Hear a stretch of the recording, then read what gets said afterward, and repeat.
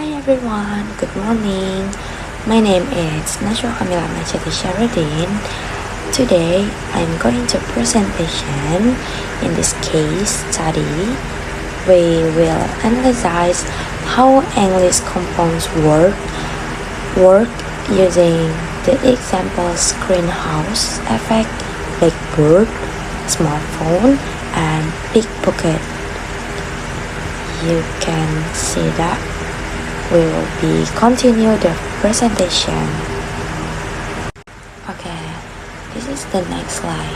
Number 1, decomposition into constituent morphemes or morphemic breakdown. This is the table and many examples in this table, and then you can see any example in this table too, and each example combines free morphemes, showing how English compounds often consist of two lexical roots forming a new semantic unit. And I will explain it about this slide for a little bit and simple points. So, morphemic breakdown, each compound contains two free morphemes. For instance, blackbird is formed from black and bird, and pickpocket comes from pick and pocket. And the next slide is number 2, endocentric versus exocentric compounds. This is the table 2 and many examples in this table. You can see that, and then I will explain it about endocentric and exocentric for simple points. Endocentric meaning determined by the head noun. For exocentric meaning extends beyond literal combination or no internal head. But I will explain two another points for you guys about endocentric versus exocentric. In an endocentric compound, the head gives the main meaning. Blackbird is a type of bird, but in exocentric compounds like pickpocket, there is no internal head. It refers to a person, not a pocket. For the next slide is number 3, meaning formation, head versus modifier. According to Theoretical Perspective 2023 and Bird 23. Okay, as you can see guys, you can read more by yourself, and I will explain it simple points to you. Explain about this slide. Meaning, formation, head versus modifier, or meaning and head modifier relationship. The meaning of endocentric compounds depends on their head and modifier.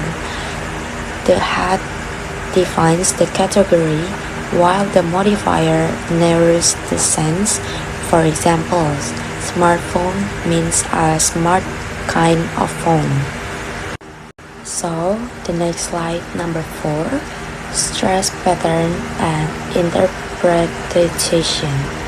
In English, stress distinguishes compounds from processes. This is the table 2. As you can see guys, many examples in this table. So I will explain about this slide, but simple points for you guys. In English, stress placement affects interpretation. Blackboard or compound means a teaching tool, while blackboard or process simply means a board that is black. Stress helps us distinguish between a lexical compound and a active present. And this is the next slide. It's the same topic, stress patterns, as you can see. Okay, for the next slide, it's number 5, theoretical perspective or theoretical support. As you can see, it's there A and B. You can read more by yourself and I will explain it for simple points for you guys. And for this slide, I will explain it a little bit, make it simple. From a structuralist perspective, compounds are built hierarchically with heads and modifiers. From a cognitive and generative perspective, compounds represent conceptual units in the mental lexicon where meaning can extend metaphorically.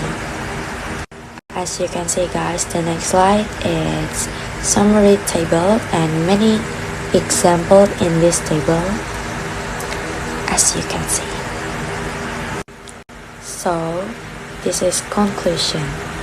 To conclude, compounds show how morphology, meaning, and phonology interact. They can be endocentric or exocentric. Their meanings depend on structure, and stress plays a key role in interpretation. So this is my presentation guys.